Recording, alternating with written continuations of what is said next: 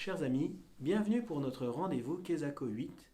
Après avoir vu comment fonctionnait le chapelet, maintenant voyons comment fonctionnent les mystères, en commençant par les mystères joyeux. Les mystères joyeux, les mystères de la joie, viennent nous présenter le début de la vie de Jésus. Et donc avec Marie, nous sommes invités à contempler Jésus dans le début de son incarnation, en commençant par le premier mystère. Le premier mystère qui est le mystère de l'Annonciation. L'ange Gabriel qui annonce à Marie qu'elle serait la mère du Sauveur. Et Marie qui par son oui accueille que Jésus vienne en elle. Elle accueille cette parole de Dieu qui s'incarne. Et nous sommes à la suite de la Vierge Marie invités à accueillir cette parole de Dieu. Après l'Annonciation vient le mystère de la visitation. Marie, enceinte, quitte son lieu d'habitation pour aller visiter sa cousine Élisabeth, pour se mettre à son service. La vie chrétienne nous invite aussi à sortir de nous-mêmes pour aller nous mettre au service des autres. Nous contemplons ce mystère et nous accueillons ce que Marie a fait pour à notre tour le faire et nous mettre au service de nos frères. Le troisième mystère, celui de l'incarnation, la nativité de notre Seigneur Jésus-Christ.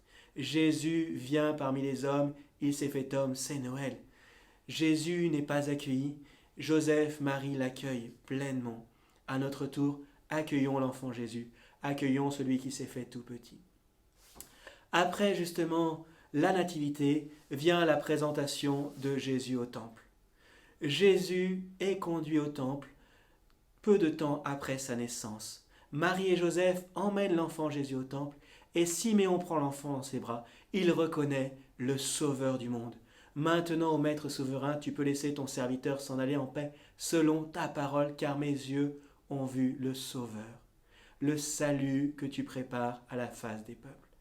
Accueillons Jésus comme Sauveur, c'est le quatrième mystère de joie, mystère joyeux. Et enfin, nous terminons par le cinquième mystère joyeux, mystère justement où Jésus est retrouvé au temple, le recouvrement de Jésus au temple. Il a 12 ans.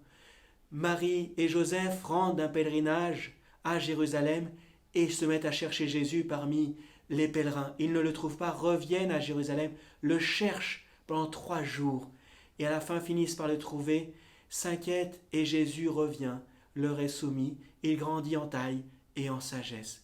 Ce mystère-là vient déjà comme une préfiguration du mystère de la passion de notre Seigneur Jésus-Christ, de sa mort et de sa mise au tombeau, et 3 jours après, il ressuscite. Méditons cette vie de Jésus, méditons-le avec la Vierge Marie, tout simplement, humblement. Soyez bénis.